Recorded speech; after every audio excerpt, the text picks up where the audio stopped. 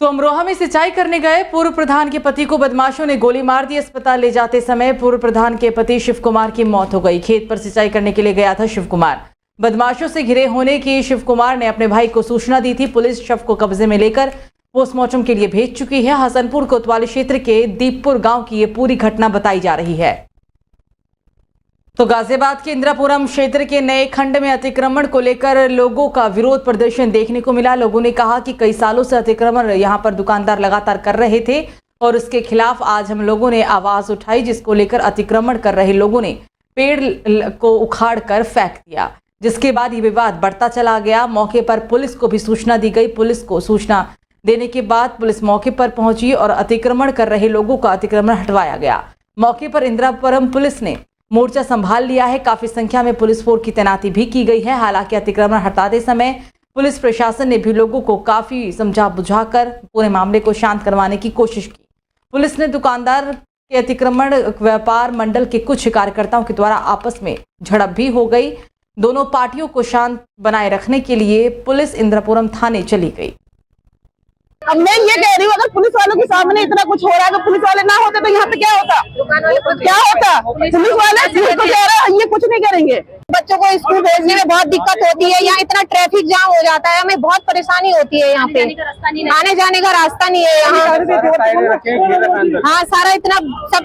तो वहीं गाजियाबाद के नगर निगम के टेम्पो ड्राइवर की बड़ी लापरवाही सामने आई है। यहाँ कैला भट्टा वार्ड नंबर 93 में नगर निगम के टेम्पो ने एक बच्ची को कुचल दिया, जिससे बच्ची को गंभीर चोटें आई है। आपको तस्वीरों में भी साफ तौर पर दिखा सकते हैं कि बच्ची को किस तरह से टेम्पो चालक ने कुचल दिया था। ये नगर निगम के टेम्पो वाले मोबाइल में लगे रहते हैं और ये भी बात सामने आई। पूरी घटना हालांकि इस भी सीसीटीवी कैमरे में कैद हो चुकी है। इस घटना के बाद नगर निगम की कार्यशैली पर भी तमाम तरह के गंभीर सवाल खड़े हो रहे हैं। बताया जा रहा है कि टेम्पो चालक अपने फोन में लगे रहते हैं और इसी वजह से ये हादसा हुआ है। चलिए खबरों में आगे बढ़ेंगे। बात करेंगे जौनपुर की, जहां पुलिस और पशु तस्करों के बीच मुठभेड़ हुई। पुलिस टीम के साथ मुठभेड़ के दौरान 3 पशु तस्कर को गोली लग गई, जिसकी वजह से वो सभी घायल हो गए और इनके कब्जे से 3 देसी तमंचा, 2 खोखा कारतूस और इसके साथ साथ जिंदा कारतूस, 315 बोर का और एक पिकअप नंबर भी बरामद किया गया। बता दें कि 1000 रुपए की नकदी भी इन बदमाशों के पास से बरामद की गई है। सरपतहा थाना क्षेत्र की ये पूरी घटना बताई जा रही है। आज दिनांक 1/9/2024 को रात में एसओ सरपतहा श्री अरविंद कुमार सिंह सरपतहा चौराहे पर चेकिंग कर रहे थे कि इसी दौरान मुखबिर के द्वारा इन्हें सूचना दी गई कि एक पिकअप पर गौवंश के पशुओं को सूरापुर ले जाया जाने वाला है। इस सूचना पर इन के द्वारा तत्काल गाड़ाबंदी की गई कि सामने से एक पिकअप वाहन आता हुआ नजर आया, जिसे इनके द्वारा रोका टोका गया। तो पिकअप सवार लोगों के द्वारा इन पर फायरिंग की गई। पुलिस पार्टी द्वारा भी उस पिकअप पर जवाबी फायरिंग की गई। फायरिंग से घबराकर पिकअप को इनके ड्राइवर ने तुरंत पटेला की ओर मोड़ा कि एसओ सरपतहा के द्वारा पीछा किए जाने के दौरान पुलिस कंट्रोल रूम को भी सूचना दी गई।